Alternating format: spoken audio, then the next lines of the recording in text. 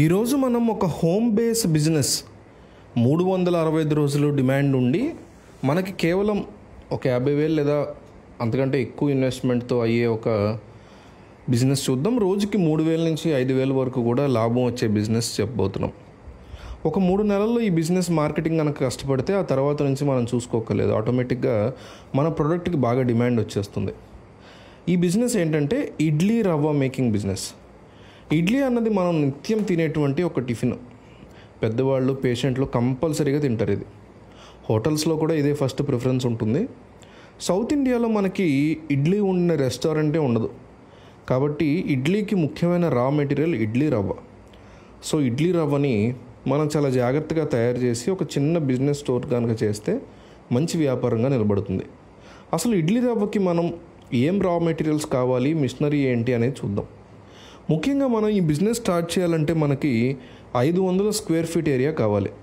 ఒకవేళ అలాంటి స్థలం లేకపోతే మనం ఇంట్లోనే పెట్టి 10x15 సైజు ఒక రూమ్ కావాల్సి వస్తుంది.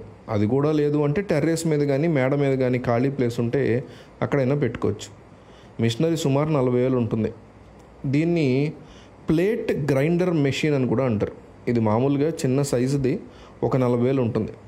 అదే మనం బాగా లార్జ్ స్కేల్ పెట్టాలనుకుంటే సుమారు 5 నుంచి 15 లక్షల వరకు ఉంటుంది.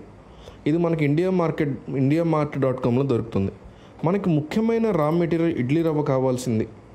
ఇది మనకి రేషన్ షాప్లో కానీ బయట హోల్సేల్ మార్కెట్లో కానీ పిండి నూకలకు కానీ హోల్సేల్లో తక్కువ రేట్లో దొరుకుతుంది. అలా తక్కువ రేట్లోనే కొనుక్కోవాలి కూడా. తర్వాత packing covers, ceiling machine, weighing machine, వీటన్నిటికీ సుమారు ఒక 4,000 వరకు ఖర్చు అవుతుంది. మనం కనుక లార్జ్ స్కేల్లో పెట్టుకోవాలి అనే ఆలోచనలో ఉంటే దానికి సెపరేట్గా ప్లాన్ చేసుకోవచ్చు.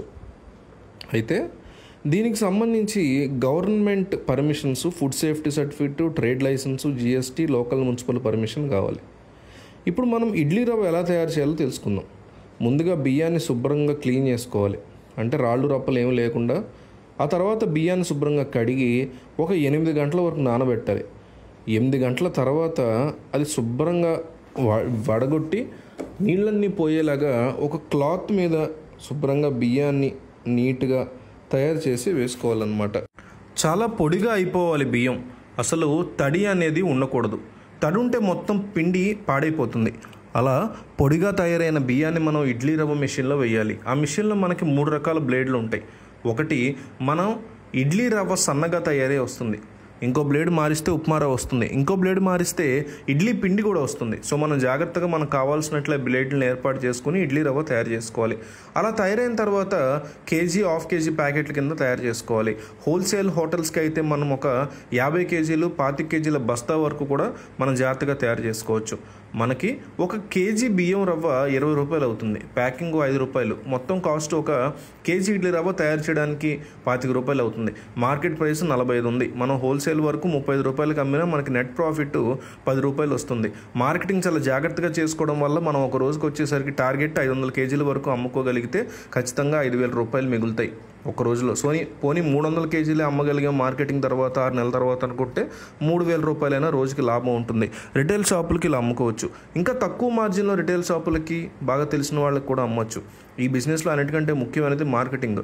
మనం చాలా జాగ్రత్తగా తిరిగి హోల్సేల్ షాపులకి, రిటైల్ షాపులకి, దగ్గరలో ఉన్న హోటల్స్కి, రెస్టారెంట్స్ వాళ్ళకి సప్లై చేస్తున్నామని చెప్పి ఒక్కొక్కరికి ఒక్కో శాంపుల్ ప్యాకెట్లు ఇచ్చి మార్కెట్లో ఉన్న ప్రైస్ కన్నా తక్కువలో మనం కోట్ చేస్తే కనుక ఖచ్చితంగా క్లిక్ అవుతాం. అలా 3-4 నెలలు మనం కష్టపడి మార్కెటింగ్ చేసుకుంటే మన ప్రొడక్ట్కి ఖచ్చితంగా రోజుకి 3,000 రూపాయలు సంపాదించుకోవచ్చు.